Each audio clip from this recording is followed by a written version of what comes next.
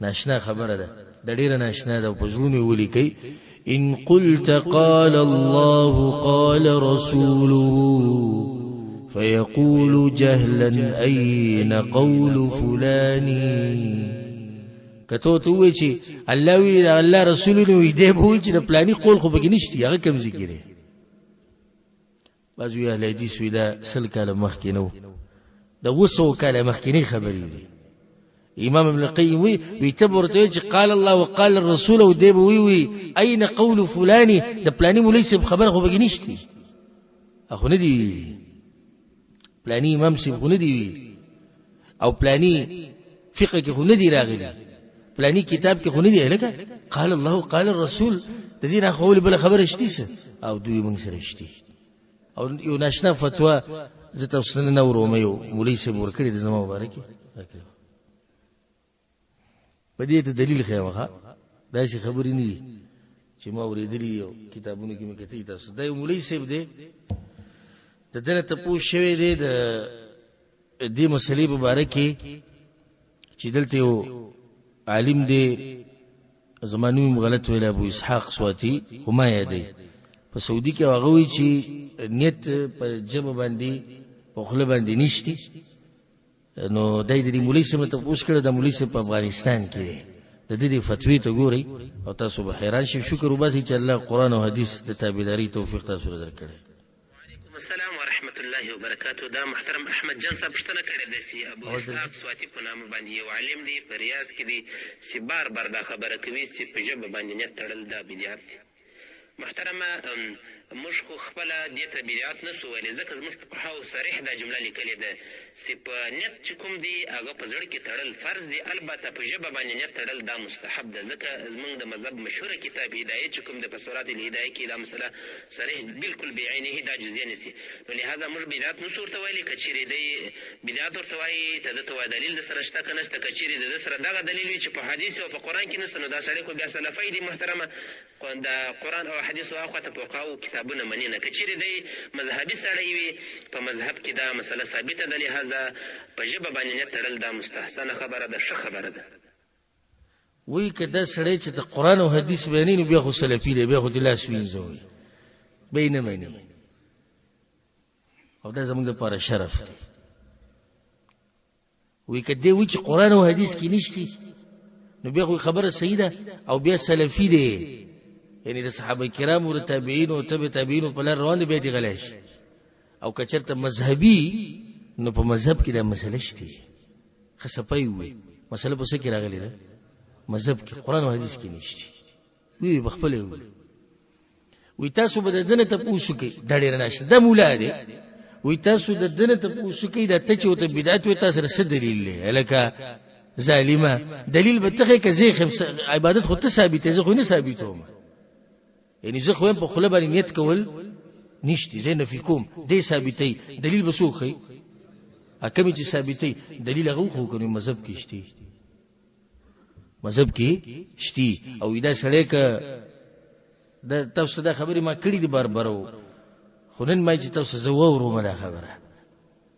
وی کده وی چې قرآن او حدیث کې نشته نو بیا سلفي دی به دې غلش به دې بل نه مانی او که مذهبي یعنی ته به چې موږ سره مذهب نشته موږ سره مذهب نشته مذهب په اصل کې څه ته وي د تلو لار مذهب د تلو لارې ته وي حدیث کې راځي کله چې رسول صلی الله علیه وسلم قضا حاجت لته ابعد المذهب د تلو د زیب ډیر لري منتخب کو د تلو لار مذهب ذهبا لانه لار ذهبا لار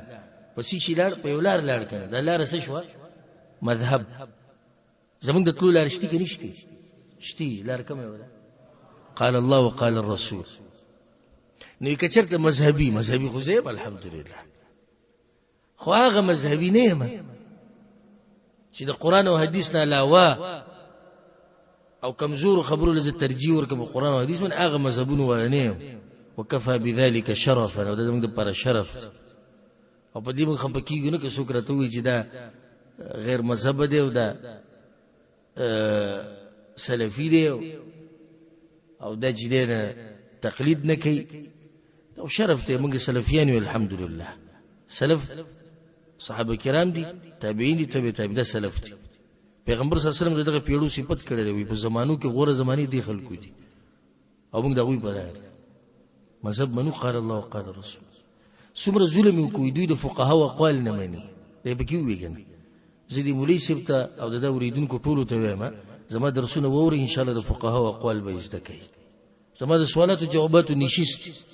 په هر جواب کې زدا وایم په دې مسله کې اختلاف ته پلاني امام سبداوي پلاني امام سبداوي چې تموریدي کې نه دی اوریدلی مونږ کله انکار کړی د فقها او د اقوالو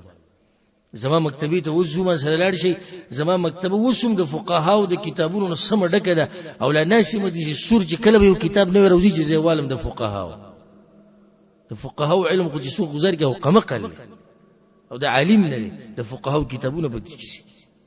د فقها او اقوال په دې سر د فقها ویناګانی په دې سر حکم چې د فقها قول د قران او حدیث خلاف راشي نو بیا کوم منو بیا قران او حدیث منو نو مونږ نه بیا د بیو کړه د قران او حدیث او نن بیا د بیو کړه د چا د فقهاو ها دوی بیا د بیو کړه د قران او د حدیث قران او حدیث خو پاتې نن سبا یو نوې مفتی چلیږي مفتی طارق مسعود او رجم دې کنه دي خبرې ډېری مزداري کوي او په دغه مزدارو خبرو کې زهر خوري بس دغه شان ناس چې سیوي په کرسي نه چې محراب ته کې دی منبر یو ناشنا خبره وکړه پرون مې واورید و چې جنې و تختی او بغیر د ولینا مشر اجازه نه ورکړ دی ولک سره نکاح وکړي نو جمهور العلماء داوي یعنی اکثر علما داوي او درې مذهبونو والا امام شافعي مالکی حنبلي دویم داوي چې د دې خزې د نکاح نکي او به دقه شنو دي इसमें तो बड़ी वाज़ेह हदीस है ला निकाह इल्ला बिवली देखिए बड़ी वाज़ेह हदीस है पैगंबर صلی الله علیه وسلم ने چې لا निकाह इल्ला बिवली د دې بخپل اقرار کړي قیامت پر وګوره د خلک څه جواب ورکړي हाँ हमारे फिक़ह में जो है काम बुरा है लेकिन निकाह ठीक है हो जाती है काम बुरा है कार गलत थे خو کیږي بیا وی صحیح دي چې اگر که هغه طرف ته دلایل مضبوط थे واضح حدیث थे मगर हम लोग इमाम अबू हनीफा पर और फुक़हा किराम पर बदगुमानी नहीं कर सकते बदगुमानी نشو کوله چې دوی سره دلیل به دغه سره یي نو ځکه موږ دوی خبره مانو خو واضح وي په دې باندې خو ډیر واضح حدیث ته چې نکاح نه کیږي د دې معنی خو به ولي نه معنی د حدیث باندې عمل ورینه کې موږ په خپل فقهاو باندې بدګماني خو نشو کولای کنه دا مولیان دي دا مفتیان دي دا په منبرونو ناس دي دا په محرابونو کې ولاړ دي دا دوی خبرې دي نه خبر به ټول دي پر راس امام ابن القيم وين قلت قال الله وقال رسوله فيقول جهلا اين قول فلان